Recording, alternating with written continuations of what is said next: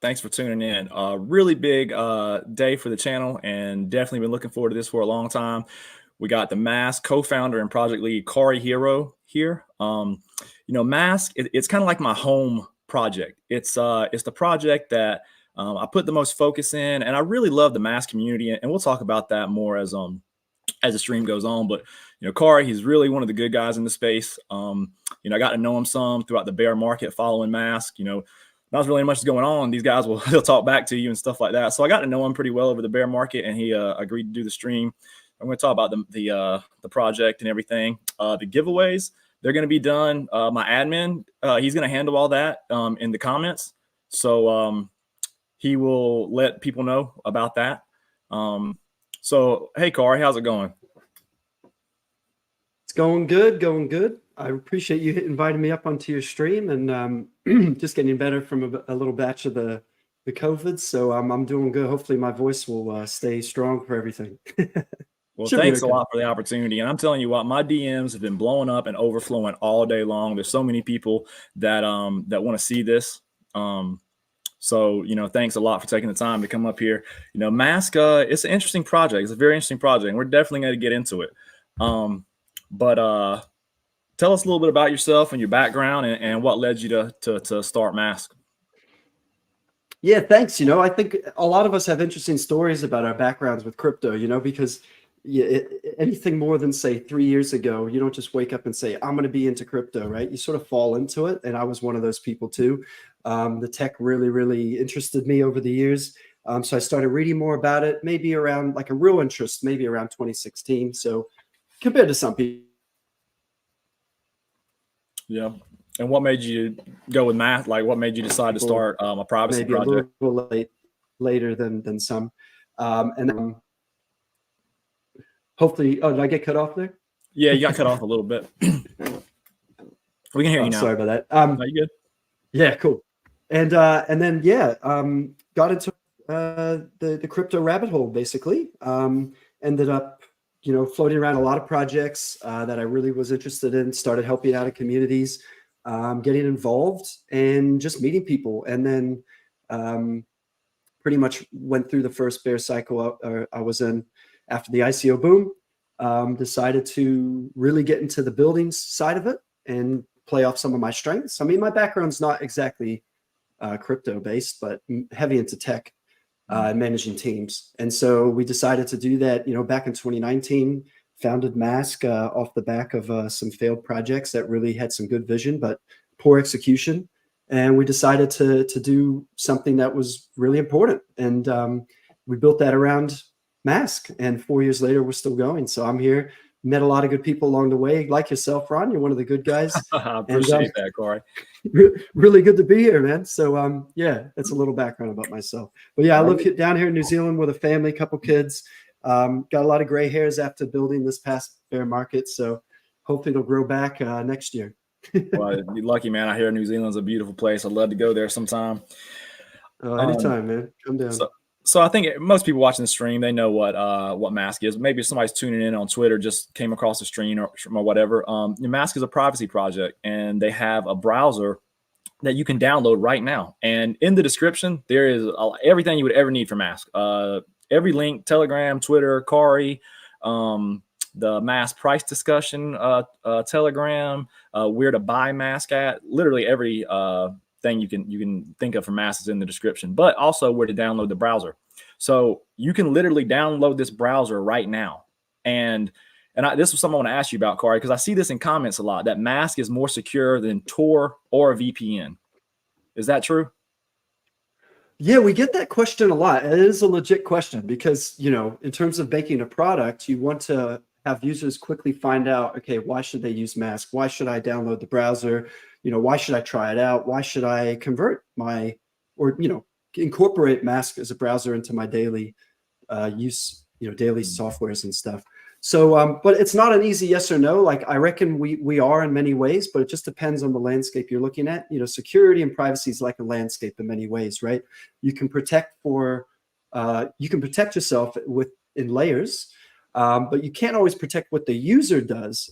So in terms of just daily use, MASQ is more secure in many ways. And the main reason it achieves that is because we're not centralized like a VPN, and we're also not reliant on a public list of known IPs like Tor. So really, we're taking away a lot of the centralization bottleneck that is in those other technologies, and removing that to make it more sort of peer-based, more free, more open, and more people can get involved. So it does provide a lot more security and anonymity using MASQ in that way. But also, we've made our browser really privacy-centric. So by default, you don't have to change a lot of settings.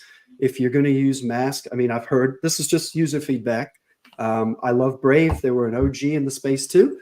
But a lot of people are like, this is what Brave should have been. Like, they're not monetizing us. But yeah, they're saying they're not using ads. They're not using trackers and all these things you might have to opt out or toggle off, like we're doing it by default. So, in general, those are some of the main ways we approach it. And so, yeah, we're looking at and hardening the product even more and just giving more options to users. Yeah, and I like just the interface of it, just to use it, even if you don't have the security on, just use as a regular browser. I really do like it. I don't want to get into, I don't have it here, so it's kind of hard to explain it. I'm not looking at it, but like I said, guys, you can download this right now. And I would encourage anyone, in the comments to find that link and download it. And also anybody, please subscribe to the channel and share it so we can spread the word about MASQ and try to put MASQ on the map. Yeah, if you want to check into the browser now, just go to maskbrowser.com. It's in the description. Yeah, check it out. Everything's in the description. Telegram, Twitter, everything. So, I want to talk, it goes to what we're talking about with privacy and some of these things. And something that I thought it was so impressive about MASQ and the MASQ community is a MASQ Telegram group, organically sprung up in Turkey that the team had nothing to do with it. And a guy who was using MASQ for its intended use, and he started the group and he got others involved. I hope he's in the comment. If he's in the comments, you should give him one of the giveaways for sure. Because this guy, he's done a great job, and there's a lot of people in this group. I mean, over 200 people, and just organically grown like that. So it's just I used to be in this other project last bull cycle, and I got a lot of those people from that project into MASQ, not intentionally, just tell them they follow me or whatever. And so many people say it's like a breath of fresh air. So the Telegram group, you're not even allowed to talk about, well, it's not like you're allowed, but there's a separate group to discuss token price. So if you talk about token price in the main Telegram group, you're politely asked, go talk about it in the other group, because it's just a positive, just very positive community. It's not, everybody wants to make money off the token, but I can honestly say with MASQ, it's really not everyone's not obsessing about the token price. But can someone, it's simply from China or Russia, would it be as simple as them just to download MASQ to bypass government censorship on the internet? Yeah, that's a real good question for anyone listening who is in a censored place. I have to say we haven't had a lot of interaction with people who are in mainland China, probably because they're so heavily censored they can't really find out much about us and enter these chats we have. Although there are some users who said they've used it. But I do know actively, especially since the start of the conflict over in Ukraine and Russia last year, Russian users are using it a lot because it bypasses the blocked Twitter. So most people, for those listening that don't know, Russia, blocked Twitter sometime about a year ago. So sometime not that long ago, they blocked Twitter basically, and I'm pretty sure it's still actively blocked. So people can have to use VPNs. What not a lot of people know is there are VPNs in Russia, but they are heavily regulated. So they actually are basically a small set of companies which are basically surveilled anyway by the government, which sometimes they work, sometimes they don't. And that's how people have to access their Twitter. But people have used MASQ and accessed it totally fine. So it does work in places like that. Our ultimate goal is to make sure it works in China. And the challenge there is probably, it'll be a little challenging finding the first base set of users because they have a high penalty over there for getting caught using tools like VPN. Potentially you can get fined or even go to jail. They have social credit. So if you get caught doing that, it affects your social credit, all that type of crazy stuff. I know. You know, the 1984 stuff, Mhm. or Orwellian weird alternate reality, but it's happening. So we just want to be careful trying to actively promote there. But that's our goal, is like, if there was ever a goal to sort of hit the peak of anti-censorship, like without trying to say we're trying to battle a government, it's more just letting users bypass the Great Firewall, because that's probably the most sophisticated um, blocker that out there that would block tech like MASQ. If that circumvents that, then we've done our job pretty much. Well, I told people I don't like, they can block the website for the download the browser, but it's just a file, so I don't think they can stop the file from being shared. And I never thought about the penalties for people, but at least they do have that lifeline to the outside if they were to find out about MASQ anyway. That in an emergency, Right. they really want to see what's going on the outside. Maybe they don't do it for everyday use, but it's there. And I see all the time on Twitter, VPNs getting banned in countries, especially a lot of African countries. I see it a lot. And every time I see that, I'm like, there's several more million potential MASQ users if they find out about the thing.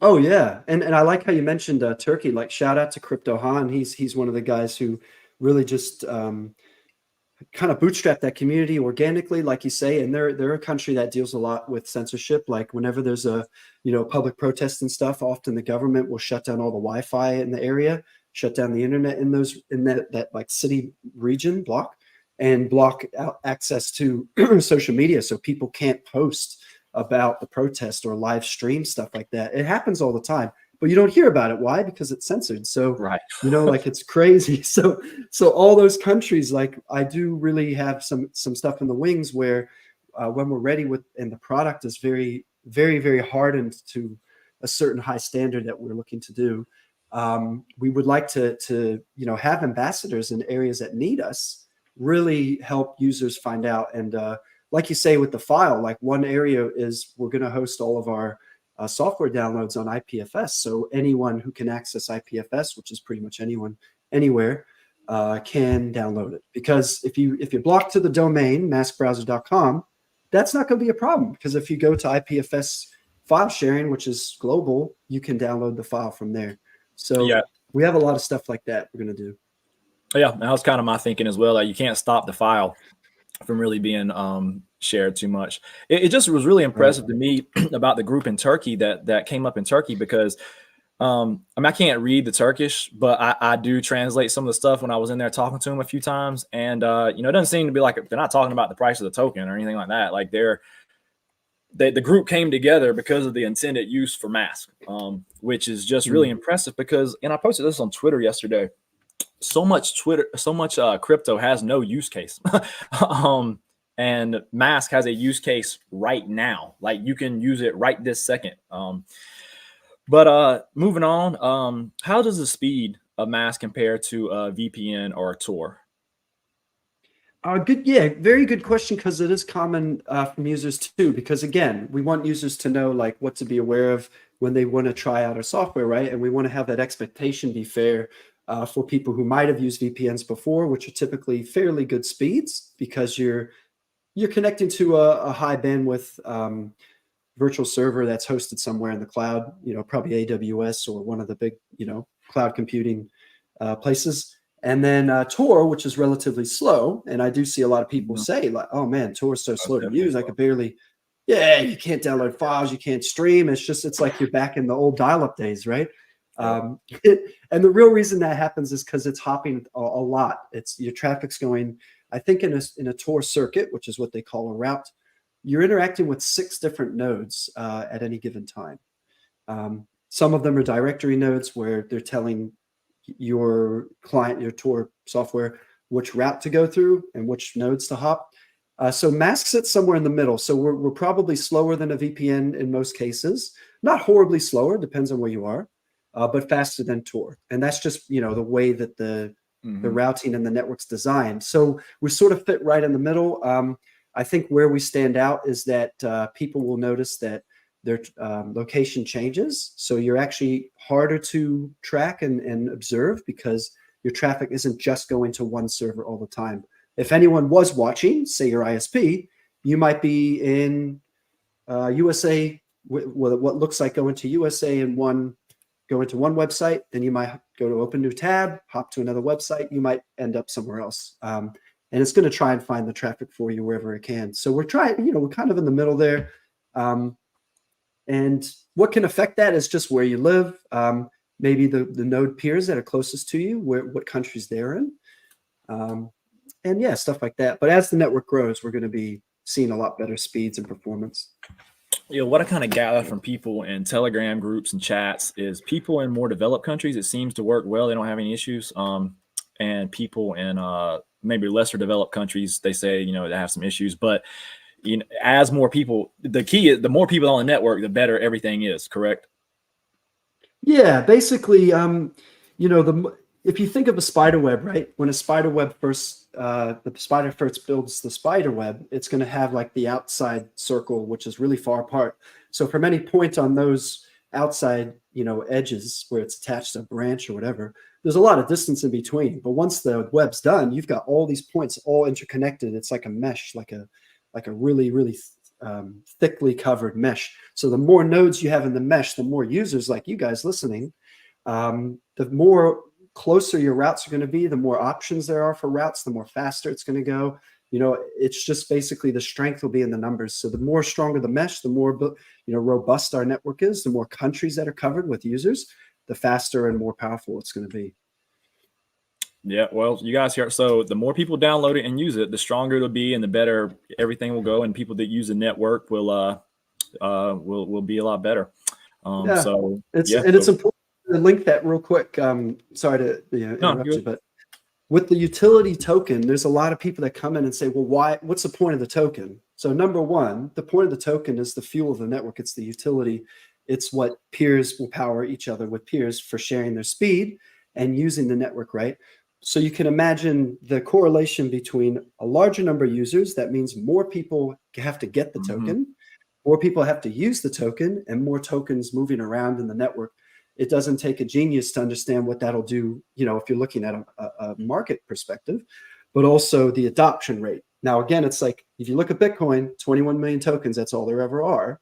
Right now, 37.5 million MASQ. That's all there ever is. Yeah, we're definitely going to talk about the token and get into those details for sure, and why I like the token and all that. We'll take a question from the comments. This is one of my DGens, Tristan. I don't do this by myself. I got a whole team of DGens that help me do all this. We're like degenerate crypto Navy SEALs, man. We will attack an asset. I mean, if you go down my Twitter page, there's a lot of good calls, but I don't do that all on my own. I mean, I'm kind of like the leader, but I got other people helping me for sure. And Tristan, he's one of my main DGens. So he asked about top 3 favorite features on MASQ. Nice. Yeah, my personal favorite. Okay, cool. Right now, I would say number 1 is the MASQ spaces. I really love that in the browser. We've taken an innovative approach to that. It's something that, some browsers have tried. I don't know if any have really sort of like dived in properly in that area, but what we've tried to achieve there is, if you're wanting to have a privacy workspace, you've got different workspaces you can switch to with one click. So you might have a space that you have all of your exchanges saved on the bottom little launch bar, kind of like a Mac OS. You might have all the exchanges you click on and go to every day, token tracking sites, trading sites, analytics, whatever, all of that saved in one bar at the bottom. If you click the top left where it lets you change your space, it dials it to another space, which might be work, could be your email, could be note taking. So you can click different workspaces and change up what you're doing. And we have a whole bunch of plans for that already. I like that feature a lot. I had to interject. I like that feature a lot. Exactly what you're talking about. That would be something that I pointed to somebody if somebody asked me the same question. I like the feature a lot. So for premium users, what the roadmap for that whole experience is going to be is that if you're a premium feature, you can make your own spaces. You can change the names. You can add token packs so your icons look cool. You can skin it. You can do all sorts of cool stuff and really make the browser your own browser, like through and through. Like get that sort of customization that you don't see in other browsers to a certain extent. So my second best feature that I really like is open browsing. So for me, I kind of go back and forth with our product designer on how that will look. Because I have like a different vision of that. But for me right now, the way it works is, if you are a premium user, you can click open browsing, and all of a sudden the MASQ network traffic will stop, and you can browse like your normal IP. So no mask routing. You're not going to go across the peers. You're back to your normal IP. But why that's cool is, let's say you don't want to have MASQ on and you want to stream a YouTube video in high definition. You know, when MASQ actually is on mainnet, you're not going to want to spend all your precious MASQ tokens on streaming YouTube that you might get if you already are allowed to see YouTube. Now, for someone who's restricted from YouTube, that's probably highly desired content, so they may pay for that. But if you're on a, you know, if you live in the US or, you know, one of our very Western cultured free, quote unquote, free regions, you know, which we'll see how long that stays like that, hopefully. But I like how you can stream. That.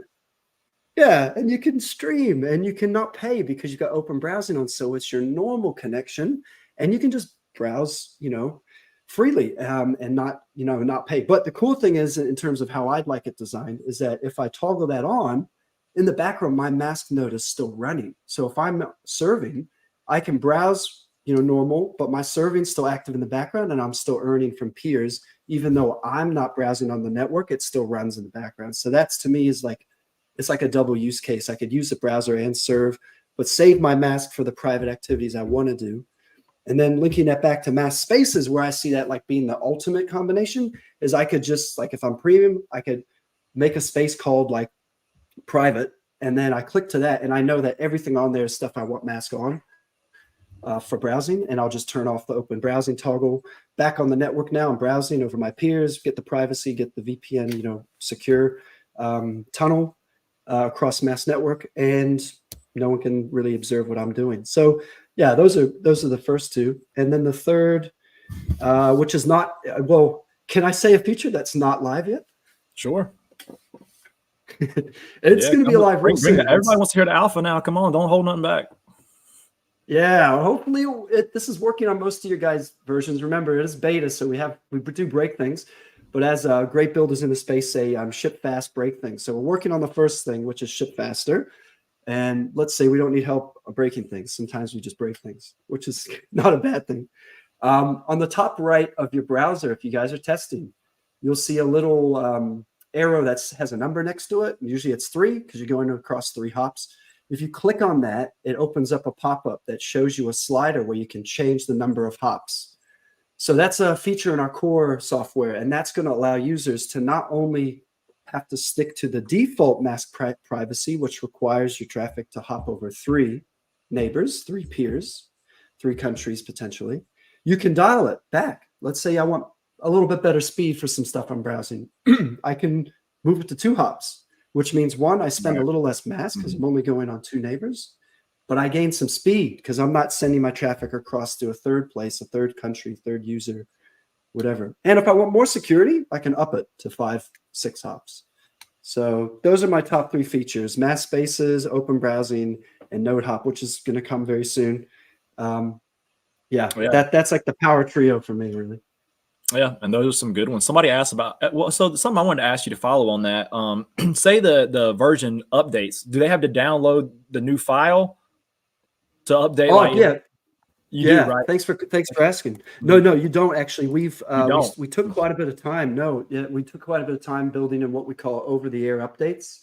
So what'll happen is when we push a new update version, it'll pick it up through a signal it sends out to the browsers, and it'll say there's a new update available, and you'll see a little pop-up on the top right of your browser. It'll say update, and you click on that, it'll download it, and when it's done, it'll restart your browser. It does shut down the network for you to restart, so it does prompt you and say, do you want to shut down now for your browser app? But it will update it, and it will open again with the new update and have all the upgrades. So yeah, you don't have to download the new file every time, which is good. That's good. We got a lot of MASQ being given away in the chat. Like my guy Tristan said earlier, we got MASQ on drip. So we're giving a lot away. Gave some on Twitter. I'm gonna do another giveaway on Twitter after the stream. I'm gonna say share the stream, and I'll give another $50 away in MASQ. I see a guy saying it's raining MASQ. Well, if it's hailing MASQ, that might be the heavy bags he's giving out, right? Yeah. So I guess with all total, we'll give away like 600, 500 on the stream. I gave away 50 early. I'll give away 50 after the stream. So yeah, we're being generous with the MASQ. You know, Kauri, he's one of the co-founders. I've been early on the project, so Yeah, we're giving the mask away. So I got a Nice. question. I think you're really gonna like this question, Kauri. How is mask specifically configured for Web3, and what sets it apart from other browsers? Yeah, I love talking about this because, I had an opportunity with our product designer and core team to sort of really think about direction a year and a half ago, 2 years ago, because we were still really new, right? When you've got a new project which doesn't have a public user base and not a lot of users testing it, you have the advantage of being able to pivot a lot because you're not stuck in a path yet. And when I said, look, let's build a browser that just has MASQ built in, we were like, cool, we could do heaps of stuff. Let's do this. Let's do this. Let's think about it. I was like, well, really, the core goal for doing that is to allow the browser to be a gateway for users to be in Web3. Because right now, if someone wants to get into Web3, number one, the average person doesn't know what Web3 really is because it's evolving all the time, right? Number two, the infra is still immature, where it doesn't easily allow non-techie people to onboard into Web3. It's not an easy road to walk down if you don't know anything about crypto. You don't know, number one, you don't know anything about privacy. Like the worst thing that a new person can do jumping into Web3 is create a wallet and dox themselves accidentally, right? Link it to the wrong email, link it to socials, post it online accidentally. There's all sorts of ways that your journey into Web3 can like kind of have a little bit of a shaky start. And then lastly, like you want to have someone have a good experience with Web3, not the first day they're just like banging their head against the wall trying to use the stuff that's being built.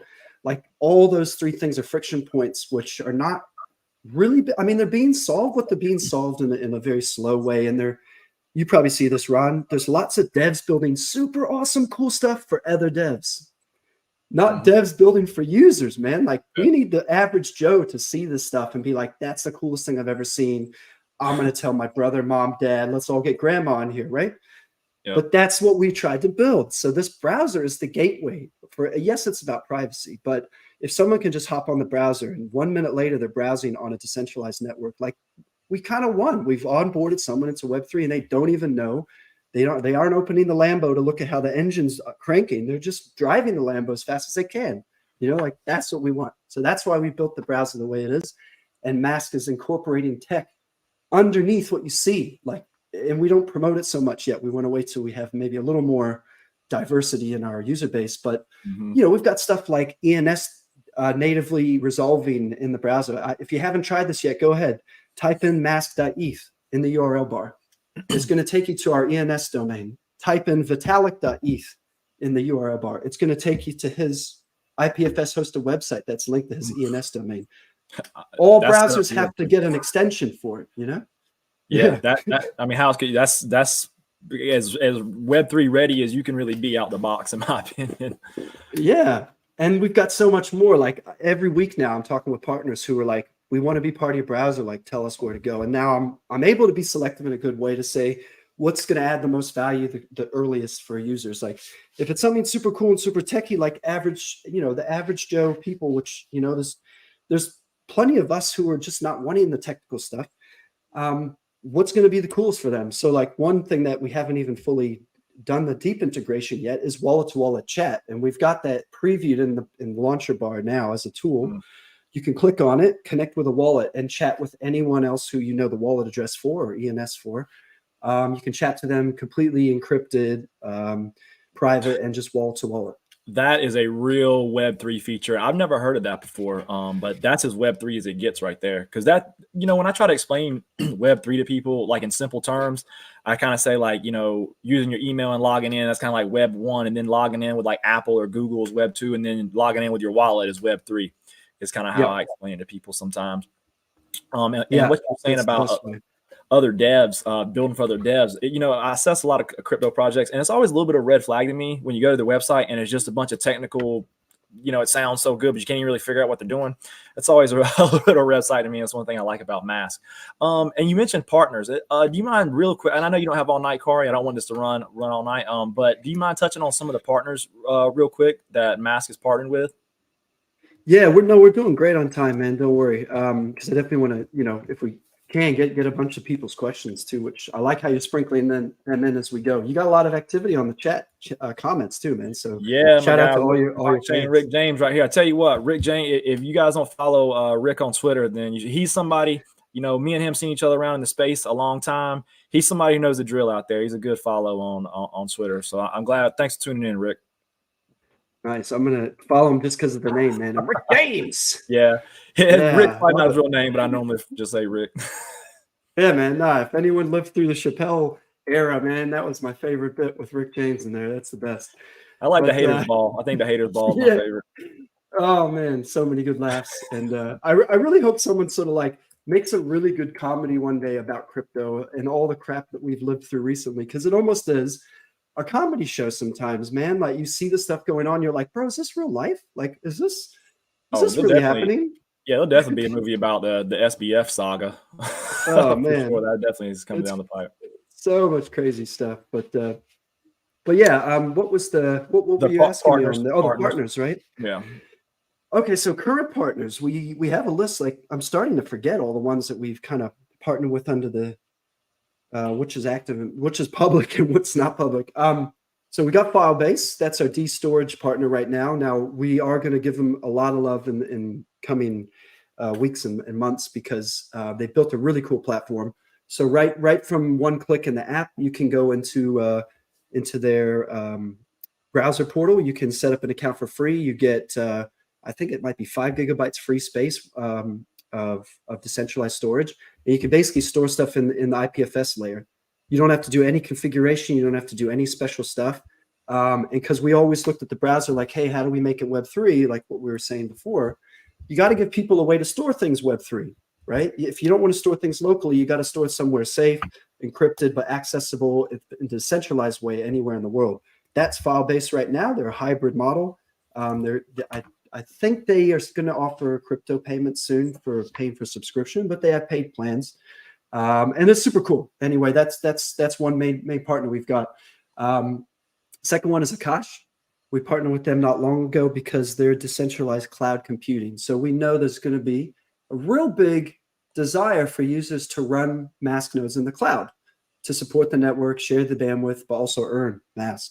So you might want to do that, but you might not. And especially for us, ethos wise, we don't want to support AWS, big data, the big five, Google, all of them, because they're in these siloed data, they're just absorbing all the data of people and they're monetizing it. So if you have Akash as a solution, that helps decentralize that and let other people help host with their resources, right? And they're going to be massive. If anyone looks at Akash, you see the big run up.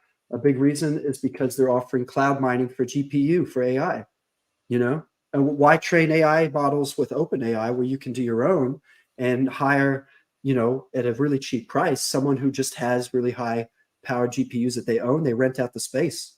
So it's super cool. Our goal there is to get MASQ, so a one-click Docker launch. So if someone wants to run a MASQ node in the cloud, they one click off Akash's marketplace, boom, you can scale it. So if you those who are listening, like strategically, like I have a big background in business, strategically, we're looking at scaling to 1 million users. Like you can't do these things by yourself. You need partners that can scale, that have the infrastructure already. It's stupid to spend time and resources building stuff from scratch just to slap a MASQ or whatever project logo on it. So Ron's real good at this. Lots of his team is real good at this. If you see projects out there touting to be the next XYZ, the next ABC, the next 1, 2, 3, and all they're doing is trying to recreate something that is already working really well in a multi-billion-dollar company somewhere else, they're not actually doing much different, man. They're just doing copycat, man. So it's way better to scale with other partners. So obviously we've got Akash there. We've got DM3, which I've talked about. We haven't really publicized that release, but that's partnership wise, that's the wall to wallet chat. And then we've got what else? We got Frame wallet built in. Skiff. Yeah, Skiff's a big one. Yeah, I'm forgetting now. I'm rambling a little bit. Yeah. Well, you got a lot. You do have a lot of partners. And you know what? I didn't ask you beforehand about talking to the partners. So there's so many other hard to keep up with, I'm sure. And I want to tell everybody in the chat, because there's some good questions in the chat, but like quick questions to answer, and I'm writing those down, and we're going to get those to Kauri at the end. So please, if you got those simple questions like that, I will keep track of them. Yeah. And moving the on, partners are coming too. We've definitely got more partners in the wings. I can't mention them. Some of them I'm under, like, non-disclosures and stuff. But yeah, definitely some big names which people recognize. And the one more worthy one is Presearch. They're the search I engine like you that can search opt in. engine. Yeah, I didn't know about them until I found out about them through MASQ, and I like that. I use that generally as my main search engine now. Yeah, they're awesome, man. They have so many unique features for people using it. They're really trying to decentralize the space, the search engine space, and offer ways to reward users for using them as well. And of course, if you want to ungoogle yourself, like, that's probably the first step, is just change your search engine, right? Yeah. Just change your search engine. And if it's one click away, like, I always use DuckDuckGo right now, or Presearch. And the only reason I switch between is just depending on maybe what I'm searching for. I find Presearch is good. They search for more technical things better, more crypto things better, Web3 things. And yeah, man, that's the key. So we've got that in the browser too. You just click a toggle. You can swap between default of DuckDuckGo and Presearch. And I'm meeting with one of their main guys, Jefferson, later this week about some other really cool stuff. So little alpha drip there. He's a good dude. Yeah, he really wants to help us build. So something you touched on a little bit earlier about the token, and how because I know we're still in beta right now. It's not in mainnet yet, although you can use the browser. How does the MASQ token integrate into the network? Like, how does someone earn MASQ by using the network, and how does the token play into the network? Yeah, it's really good to understand this area. It's a good question, because unlike a lot of projects, like, there's no central reward mechanism that's from an entity, right? So what you'll see with a lot of projects, and I won't name them because some of you can just do a few searches and you can find them. There's projects that are similar, but they're rewarding users from a pool, right? Or some kind of mechanism where the team itself, or some kind of allocation of tokens, is being rewarded, and eventually those dilute the supply. They expand. It's like inflation kind of, and of course that affects like what the underlying returns can be, right? So with MASQ from the beginning, there's only peer-to-peer rewards with the network model. So what that means is, if you're a network server, like if you want to add your bandwidth to the network and serve. So here's an example. If you, for example, you might live in the US, or actually Europe has a lot of fiber connections. Their infrastructure is really, really advanced for fiber networks. Most people have 1 gigabit dedicated, like, in all the major areas. So if you have fiber, do you ever use a full 1 gigabyte of bandwidth all day, every day? No, you're not. So why not rent out some of that space? Because you can share it with people who might want to route through it, or maybe get content where you live that they're not able to get where they live. Share your freedom and your access to the global web. You can do that, and you just become a server with MASQ. Now in the browser, we made it easy. 1 click. You can turn the serving toggle on. It's not perfect. It's beta as well, that component. And so it doesn't like working with everyone's router. Now there's millions of routers out there. So what could happen is it'll try and connect you. It'll try and do it automatically. It might fail because your router either has some security settings on it, which won't let it work straight away, or you might need to turn UPnP on or open a port or something like that. So we're making that easier. Like, that's a big item we're working on now, is just to make serving way easier for people to just do it with 1 click. But essentially, users can go on, they can serve the network, and they're sharing their bandwidth with users who are browsing. Now, if you're serving and lots of people are routing through your node, or you're serving content to them, you're going to earn MASQ from each of those users. Now, when they hit a certain threshold, which is like, I think around 0.1 MASQ, it automatically pays you as a user. If they don't pay within a certain period, your node won't serve them longer. So no one can really abuse it. But your ledger is your own and locally, so it's also protected. It's like, you account for your own. You're not relying on a central oracle to say who owes what. Oh, what if I cook the books? Like, I can make everyone, like, make it free or something. Like, it's all like robustly designed. So if you're serving, you can earn that MASQ. Now, if you're technical, there's nothing stopping you from renting some cloud servers and running 3, 5, 10 nodes and do it in different countries and have an early chance at bootstrapping the network because you're early, right? The early adopters are the ones that often stand to get rewarded a lot, because when the network's young, more traffic is going to go through that smaller set of nodes. So that's how you earn. That's the main way you earn. The cool thing is as well is we're very conscious that users may be jumping on MASQ to use it for the privacy and the access, but they might be in a country which has banned crypto. So you don't have to actually have MASQ to try out MASQ, especially even on mainnet. You can try it for a little while. There's a grace period, and you can try it, and it won't automatically just say, oh, you've got no MASQ, you can't use it. It lets you use it for a while as well. So we're trying to have that open for new users.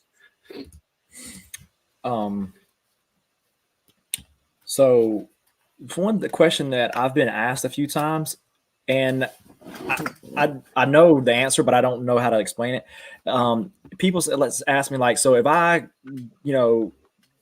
do that and I contribute to the network or whatever, and somebody else is running through my node and they're doing something wrong, does my IP address show up on that activity that they're doing malicious or whatever? Yeah, I'm glad you asked that, because that is a security part of our model that we wanted to make sure was front and center. Because like you say, perfectly clear on what you're asking. If I want to serve the network, I want to make sure that, people that are using my node for routing or for exit, services to get content from sites, they're not going to bad stuff. Because if my IP is what's going to that server, I don't want anyone watching to then see me as doing the bad stuff, right? So baked right into it now in the browser is, if you turn on serving, it's going to ask you, what content filtering do you want to do? And most of the time, like for example, Tor, you have to set up your, what they call, this is basically the DNS servers, right? The DNS server is what allows, network traffic to find out which IP to go to. So if you put facebook.com is the human readable version for their servers, right? And they can rotate servers in the background, but if you go to facebook.com, it's going to get to their servers. Their servers are a number, 123.123 or whatever. Banned content can be filtered out by choosing a safe DNS option like Cloudflare Family, which is 1.1.1.3, for example. That's probably like the most commonly used one that we would suggest. And that's on the screen there in MASQ, so you can click that. So if you turn that on, what that will do by default is it will block malware, known malware. It'll block illegal content, and it'll only serve family-friendly requests from your node. So you're kind of protected from the bad stuff that's known out there and people trying to do, like, go to illegal sites or stuff that's really questionable, right? So we wanted people to know that there's some, relief in knowing if I do turn on and serve the network, I can control, what stuff is served. And later on, we want to make it a feature where sometimes you can turn on, like, so network users may know if you're serving family-friendly or other content, and you could possibly adjust your pricing for serving. For people to use your node, you charge a premium because you may have unfiltered content or something like that. But that's all permissionless, right? We don't control that. The team won't control that. The network has to self-govern to some degree. So we don't know what people do. We can't check what people do. So hopefully we trust that people do mostly the right thing most of the time. But if someone does something bad, you have ways to control that it doesn't go through you and you won't get in any trouble. So you see, we're like 45 minutes in the stream, and we're really just talking about the MASQ token now. And this might, I'm going to talk about the speak on the token for just a minute. This may answer some people's questions in the comments, a few of them. So a few things, reasons why I like MASQ so much. And I was on all these projects in the bear market. I was researching everything, Saturday afternoons, everyone else having fun. I'm sitting here on the computer on CoinMarketCap, CoinGecko, Decrypt, reading news, researching projects, and all these things. And MASQ is definitely, to be honest, MASQ was my #1 project. And that says a lot, considering that I knew the gaming sector was going to be so huge this cycle. And I diversify all my stuff, and I was in some big gaming projects. But some of the things I like about MASQ, it's not an old project. It came out towards the end of the last cycle. But if projects have already had that full bull run market cycle, things have their best gains in the first cycle. That's just the way of life. If it was out before the bull cycle and it's had a run up and then it goes into the next cycle, I'm sure you can find an exception or two, but generally speaking, they're not going to have as good a gains. So one of the things that impressed me so much about MASQ is the strength that it showed in the bear market. Normally coins that come out at the end of the bull market, they come out and there's, spike up here or whatever. And then it's just that you see this pattern. It's just like on CoinMarket all the time. It's just a straight slope down. And MASQ didn't do that. MASQ made a new all-time high in the bear market. Like it eclipsed the price that it was when it came out in the bull market. But it wasn't like it ran all up. I mean, it came back down, but that shows strength. And that's something that I look at, that, people are watching this. People were buying it in the bear market and making money with it. What do you think they're going to do as the bull market approaches? If they were making money with it in the bear market, and a lot of this stuff, it's like a game of cards more than some kind of rigid strategy. And I try to tell people that all the time. But the market cap was super low. I accumulated a whole lot at around, probably 6 million market cap, and even lower. But the market cap is still low. The market cap is still only like 18 million maybe. And it's at all-time highs right now. And it's at like 18 million. The market cap is still super low, at least in my opinion. Circulating supply, it's almost all in circulating supply. I don't know the exact number, 95, 90%, something like that. So there is no unlocks. There is no vesting. All of it's in circulating supply. They have a 99 security score on Morales Money. For a small cap project, that's not something you see a lot, to have a 99 security score. So there's no way it's a rug. So Danny the Bull was 95% diluted. There you go. And he would know. No VC money. None of that in it. We've talked about the real world use case. And so the product has a real world use case, and then the token has utility within that real world use case. And Kauri has explained all that already. So when I look at these projects, I mean, and the privacy sector, that's a good sector to be in. I think gaming and AI will have the biggest gains this cycle. But then I put privacy and blockchain probably right after that. So it's in a good sector, low market cap, all in circulating supply. There's not, no manipulation, VC, none of that mess in it. Real world use case, token utility, strengthen the bear market, partners. I mean, check. I mean, it checks every box. It really does when I assess these projects. And I've hit some home runs. There's no doubt not about that this market cycle. And I assess them all the same way. I have a system that I go through. And if I have a base rate of what I'm looking for. And if something deviates from my base rate, then I normally don't even really look at it. I might look at it, and if somebody's really pushing it, maybe, but that's how I do it. And MASQ, it checked all the boxes for me when I look at this. So I just want to speak on the token a little bit before we started talking about it. And one thing that I wanted to ask you, this is something that I know you see in comments all the time. And people ask me, I think it's overrated, but exchange listing, and I hear sometimes, well, all these shit coins on MEXC, it can't be too hard to get a MEXC listing. So do you mind speaking on exchange listings and things a little bit? Yeah, for sure. I mean, we do get that a lot. You're right. And I think that's an old paradigm from previous cycles, or where people are like, yeah, that's where the magic's going to happen because a new market opens. So we definitely are exploring that, because we know we want to make sure that accessibility is wide for people. Not everyone, here's another aspect we do understand and accept. Not everyone is savvy on their first go at crypto to start using decentralized exchanges and use wallets and all of that. We do caution people to go straight to exchanges, though, centralized exchanges, because if anyone wants to learn anything from recent history, even the biggest and boldest can fall the hardest, right? You got to be careful what you custody and what you self custody. So those things do play a lot for us. We do know we need some healthy exchange partners. So we are in discussion with some. I know we kind of, not in the bad way, we kind of like answer that in a very generic way if people come into the channels and ask, because we get that question all the time. But it's a common thing people search for alpha from, right? They're like, hey, when's the next exchange? Like, are you listing? Like, if anyone ever got an answer from a project lead from that question, I'd be surprised. Like, we're conditioned not to answer that question, because sure, it's okay to ask, but the short-term answer is we haven't got exact plans and dates now. Midterm, yes, we will probably do some sooner rather than later. And long term, obviously, Me, I'm a decentralization maxi. I think our future is in the DEX space, decentralized space, which means decentralized exchanges. For those listening who don't know what Thorchain is, do yourself a favor and research Thorchain. I'm not making a token call, and I'm not making a gem call or whatever. Like, if you just look at the tech, you got people like Andrew Voorhees talking about it. Shapeshift has integrated it. You can see the future isn't in centralized exchanges. The future is in decentralized exchanges. Rune is now, which is on Thorchain. It's the third biggest exchange, DEX, and it came and it operates in a different way. We won't get into it right now, but second, what you're saying about Thorchain and the Rune, and here's another DEX. And we spoke on it briefly in our conversations, but the Change DEX. Me and Tristan were playing with that. Man, that thing could be huge. I would encourage anyone in the chat to go check that out. And I'm not, I mean, I have changed or whatever, but the reason I got it is because it did seem like a very promising DEX. And and I'm with you, Kauri. I think it's too much is made out of it.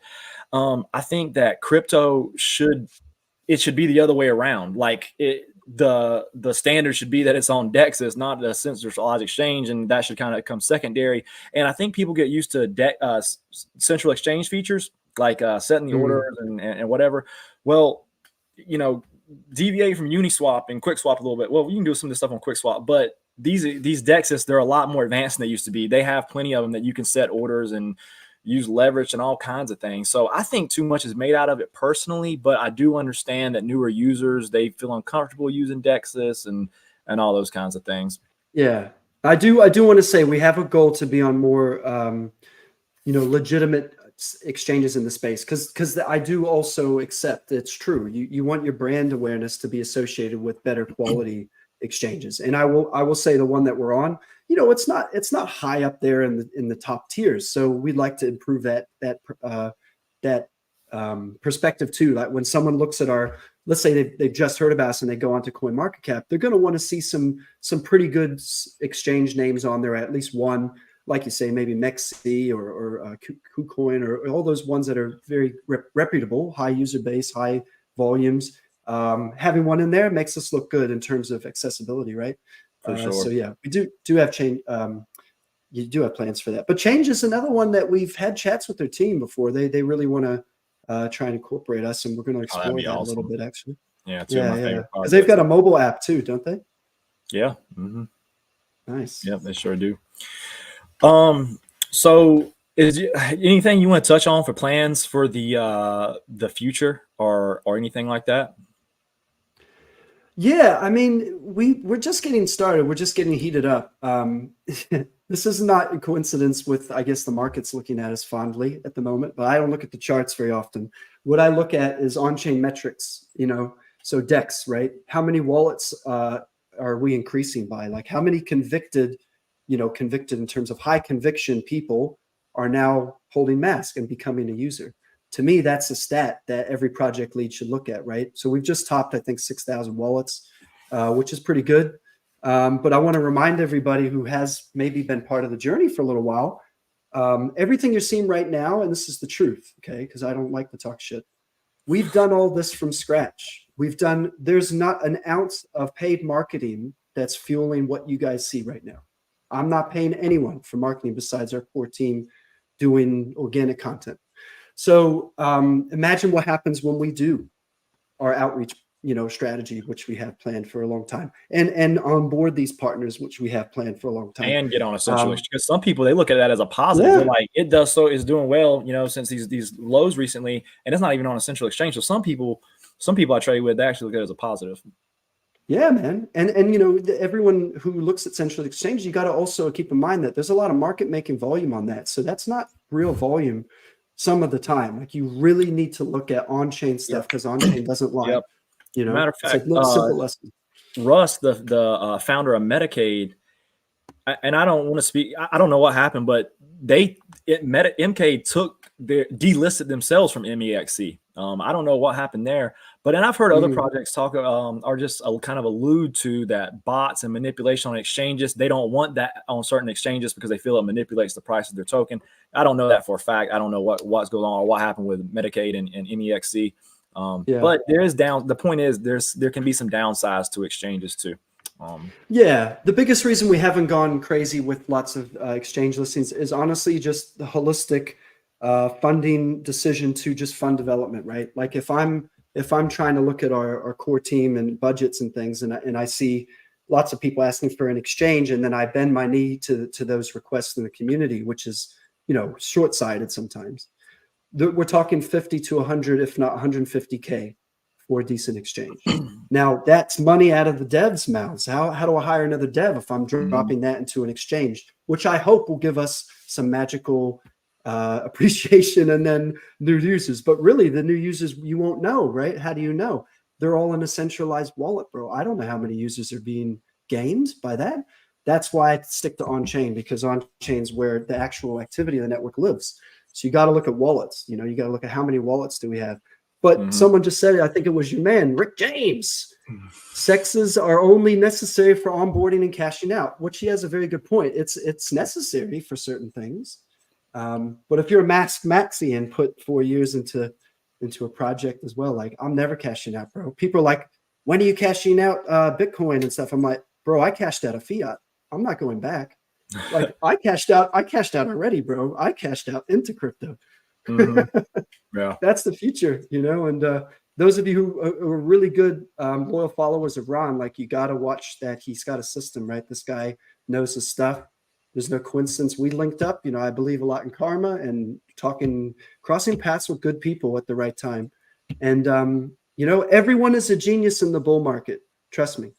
Everyone's a genius because everything's popping, bro. What you want to do, you look at people who are doing well in a bear market, identifying the positions you should take for the next wave, the next narrative, the next tech boom, and the next key infra that's being built. And that's where you position yourself for the good haul. You know, hopefully we have lots of millionaires in this chat next cycle because they listened and did the right research, but just don't aimlessly fall into the trap of lots of people saying they're going to do this and that. You know, you got to look at the history.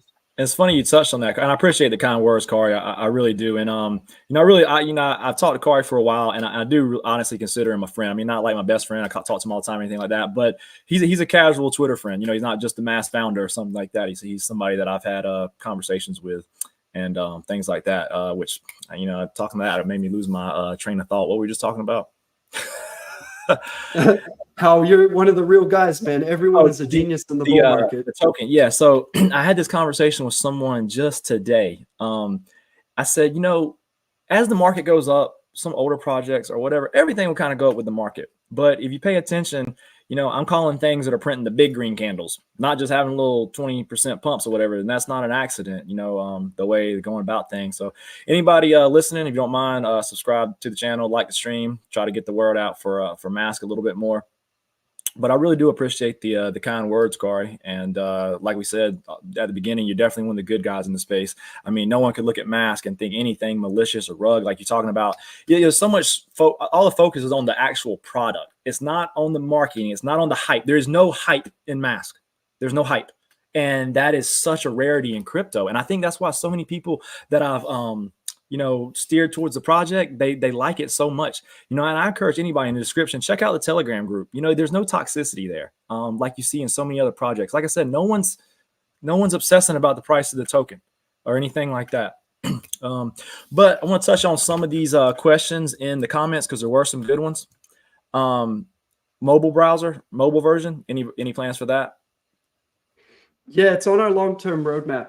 What users will see here's a little hint on as it gets closer, right? What we're doing soon is we're pivoting our browser interface to look more like, so that all the settings and all the toggles and stuff to control your connection to MASQ. We want it to be more modular, to be like what you might see in a browser extension, right? So if you click on MetaMask and you see that little pop-up come up and it's like a little rectangle, everything's in one little pop-up. That's what we're going to modularize, whatever, if that's a word. We're going to make it modular. So that's where you control everything with MASQ. The reason we're doing that is then we can port that in parallel to not only a mobile browser app, but also a browser extension. So we've chosen sort of these paths strategically so we can achieve those goals. So we do have a goal of making it a browser extension and also a mobile app. How the mobile app will work, whether it's an actual browser, we haven't sort of scoped the exact path for that. But if it's something where I can use it like a VPN with one click on my mobile app on my phone, then that's a win. And that's going to open up our user base like tenfold. So you probably won't be able to serve. I don't want anyone disillusioned that, I can use my phone and earn MASQ now. That will not, technically, that's going to have a lot of challenges because it will basically burn your battery out. You're basically trying to upload all the time on your phone. And because your phone goes from ping to ping, antenna to antenna, your phone is going to probably last an hour and it's going to have zero battery. So probably not a use case for serving, but for consuming. Thanks for being open and honest about that. So at least you're not, oh yeah, we'll get a mobile browser to be great. Everything will be the same, and that's what I like about it. Everything's just honest, open, transparent. No one's trying to, Yeah, man. Do you remember Electronium from the last bull bust? Uh-huh. You remember that? Yeah. That was what they did. They were like, you can mine with your mobile phone. And all you were doing was downloading an app that just tracked your uptime of just having the app running. It wasn't actually mining or anything. And I knew it was a scam. I didn't know exactly what happened with it, but I know it was, it was crack up, man. So we just want to tell we can't do that like straight out the gate. Now, maybe in the future it could be possible, but I think if someone's wanting to go on the run and serve, like just use a laptop or get a new MacBook for Christmas. And no ICO, right? Obviously, we talked no ICO on MASQ. Oh no, man, we're well past that, buddy. Right. Yeah. Somebody asked in the comments. I just want to adjust. Operating system available for? I mean, it's available for all major, like Apple, Windows, and Linux, right?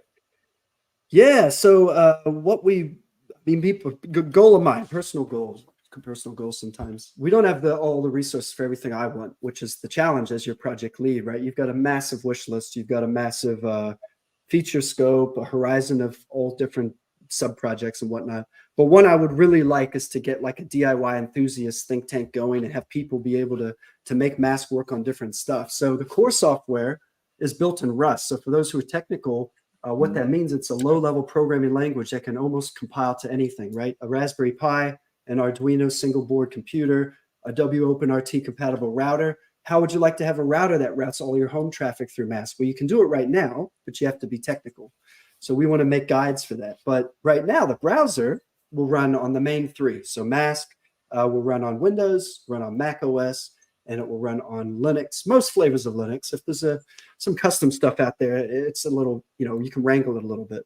But that opens up our use case more because you can give users the options to self. Can you choose the country that you want to be seen as visible for MASQ? On different stuff. So yeah. Can you choose the country that you want to be seen in for MASQ?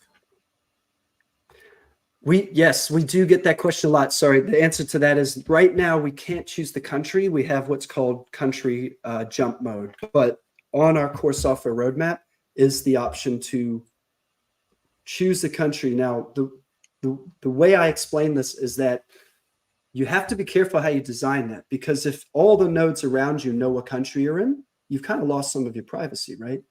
We don't want to end up like Tor, which they have their benefits, but they have their costs, right? One of the costs to running on the Tor network as a server is there's a public IP list. So all the three-letter organizations, and they do this, don't be disillusioned. They monitor that list and they know what IPs are serving the Tor network. They know who to watch.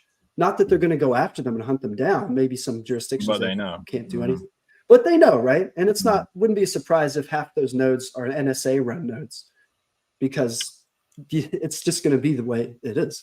Yeah. So the U.S. government started it and funds 53% of it. So, they obviously have a vested interest in it.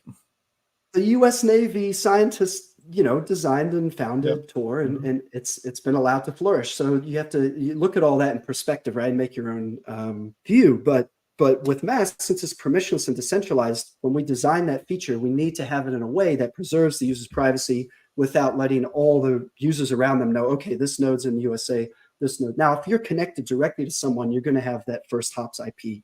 That's always the case, but that's limited to only a certain number of users, up to 4 users. Not 100, not 1,000, not 1,000,000. No node's going to know everybody. So for us to make that feature, what we'd like to try to do is that we call it gossip. There's a gossip protocol in the tech, and it's going to let some nodes around you know, hey, I'm in this general region. So if you want certain content, you can try and go to that region. If the route it doesn't work, it'll just say, look, we can't serve that right now. So if you're trying to get, like, for example, if you're trying to get a site in the US, it may not get you there on the first few tries because you might not be in range or something. But we do want that as a core feature, because we know if we can land that feature, we basically are superior to VPN, because that's the feature that people use VPN for, right? Mhm. I use VPN because I want to go to XYZ country and get XYZ content on Netflix because I just love the show. That's why they use it, right? So right now we're sort of, I won't, hide the fact that we don't have that advantage yet, but that is definitely being actively pursued with development, because we want to offer that.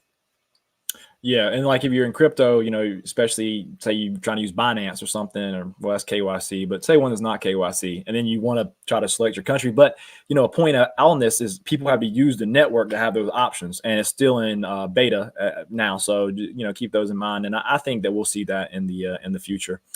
Yeah. So then there was quite a few questions about wallets and integrating other networks into it. Like, my guy Solo, he asked about ADA. He loves ADA, but I'll let you answer. But to my understanding, I mean, it could be integrated with any chain, I would assume.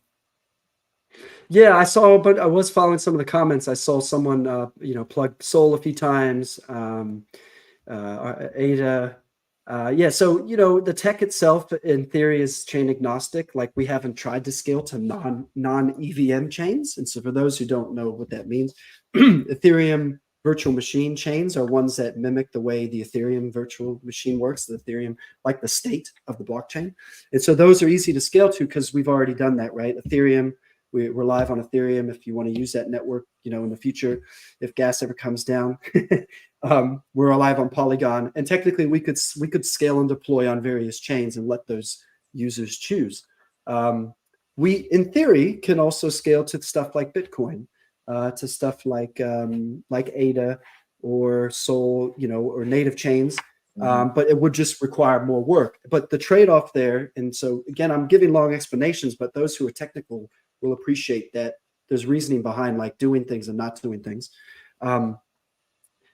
You have to develop the connections to let that happen, right? And so I'm not so sold on doing scaling to chains that are more centralized. Like some people would argue that, like, for example, Binance Smart Chain. Well, yeah. Binance controls probably 50 out of the 60 so validators. So would you say that chain is centralized or decentralized?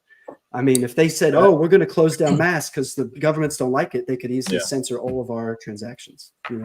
Yeah, I love that it's on Polygon. I love Polygon for everything. Yeah, so yeah, for sure. sure. But we can scale. We can scale now. We've looked at that. Grants do attract us. Like I've talked with some of the builders in different projects, even recently too. But we're happy with our home on Polygon right now. But we will look at scaling at some point in the future. If the user demand is there, what will happen is we'll start doing more governance type things and let the users sort of vote, like what would be the most popular chain that they'd like to see us on, where they can live natively with MASQ in their privacy stack. Really, like if you love Cosmos, like make some noise. Like maybe one day we'll bridge to Cosmos because they have a really cool infrastructure for that. I'm starting to be more and more of a Solana fan. Not that, I'm not getting into the tech, like, some people say the tech is shit, whatever. I'm not in that. It is so, everything you do on Solana is so easy. Like me and a lot of the guys I run with now, like we use Phantom for a lot of stuff. The DEXs are so easy and fast and cheap. Phantom's nice. It is. Nice. It really is. No one has a Phantom wallet. You should download one. That's why it's always disappointing with MetaMask, actually. Like MetaMask is such a poor UX for being the OG of crypto. Yeah. It's really disappointing. And I do encourage people to get at it, MetaMask, and use other wallets out there because there's so many cool wallets out there. Phantom's great. When they scaled to EVM, I was like, cool, I could probably use this every day. Personally, I'm like more of a privacy options guy. So I use Frame. Frame is amazing. We supported a MASQ and you could basically do all sorts of chains as well, but it sits outside your browser. So you don't have to worry about getting exploited by a browser hack or something that actually has its own app. Like MASQ, really the browser. Cool. Oh, go ahead. Yeah, no, that was it. Yeah. The browser. So, I mean, because somebody asked this too, you can use any Web3 wallet that has a browser extension, right? I mean, it's certainly not just MetaMask. Right now, we haven't shipped it with multiple browsers besides MetaMask, Frame, and I think we support SendWallet, which is like a little partner we have as well, because we really Trust? like their team. Yeah, You don't but have trust either? we haven't shipped it with those yet. What one blocker we have is that the way our browser's built is it doesn't directly, it's not directly compatible with every single extension on the Google Chrome store. There's a few like technical differences. So some browsers will work perfectly great. MetaMask works perfectly great, but there's others that like, some little features don't quite work or it's not quite user-friendly. So we are actively testing a few. I can't name them at the moment, but there's a few that we're offering that will be a alternative to MetaMask, and you can toggle it on and off. Phantom is one of them, because you guys have been talking about Phantom. I'll say we are testing that one. So you may get what you wish for this Christmas with Phantom. Right. Well, we've been in over an hour and 10 minutes now. Kauri said he had about an hour of his time. So, really good questions. I'm sorry if people asked some good questions in the comments. I couldn't get to quite all of them, but we had to respect Kauri's time. Very busy guy making all this happen that we've been talking about. So, I really want to appreciate the time, Kauri. And like I told everybody at the beginning, he's really one of the good guys in this space. And I think anybody who watched this stream can see what MASQ, the potential and everything. And just, full disclosure, I'm not paid by MASQ. I'm not a paid influencer, promoter, anything like that. I support it because I believe in it. And I talked about the reasons and those aren't just talking points, because that's how I assess all projects. And you can watch my small cap video. Please do. The top 20, 15, but it had 5 honorable mention. Almost all of them have done triple digit gains. And I talk about that at the very beginning. If you want to watch the whole video, just watch the beginning. There's a checklist, and I talk about how I assess projects and everything like that. But do you have any parting words, Kauri? Firstly, thank you so much for inviting me on, man. I mean, I love your little community you're fostering. I'm sure you'll grow and grow, and you guys got a great approach to everything. Honestly, real down to earth, real, just value based. Not like aimless, saying, hey, this is going to be the next blah blah blah. Like, you guys do your research. You definitely, stand by your calls and your analysis. So yeah, I mean, I think it's great. I think you're doing all the right stuff, and you'll be a good player in the upcoming space in time, as we get into a bull market too. In terms of MASQ, if you're listening and you're new, honestly, just the first thing you should do is just hop into our communities and chat with us. Like, if you want to ask questions, if you want to know more, just try it. Definitely go in there. All the links are in the description there. Yeah, but just don't miss out on trying the browser. Like, it's live to use. It's free. I want to remind everyone it's in testnet. It's free to use now.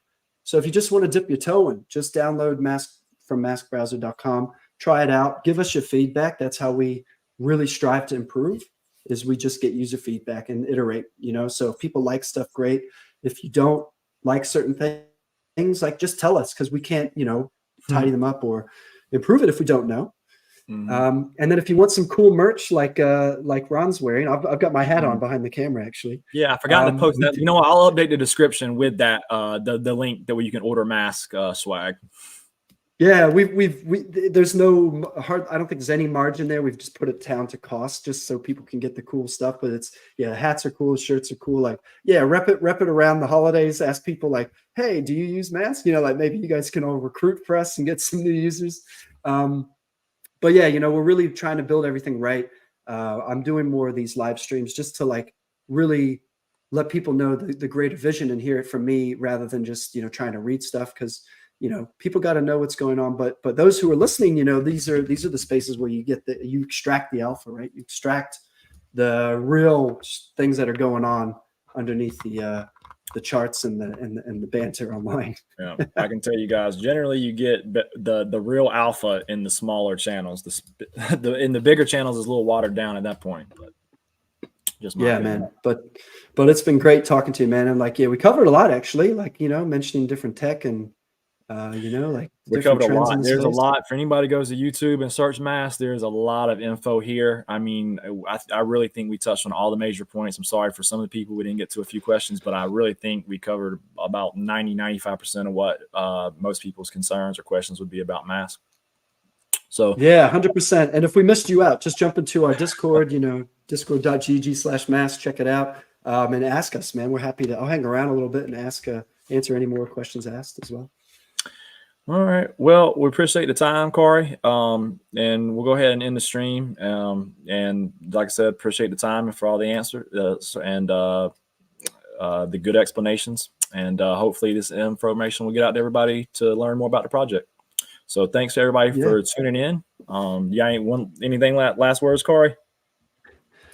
Not really. We covered everything today. Thanks again. Come out and try MASQ and support our boy Ron here. He's got a great channel, great strategy, great morals, and great calls. So add him to your list because he's going to be an up and comer as well, doing lots of cool stuff. I appreciate that, Kauri. You guys check everything out. Links in the description. And yeah, we'll see you guys next stream. I'm trying to do a stream with the Medicaid founder. So be on the lookout for that if you're interested in that project.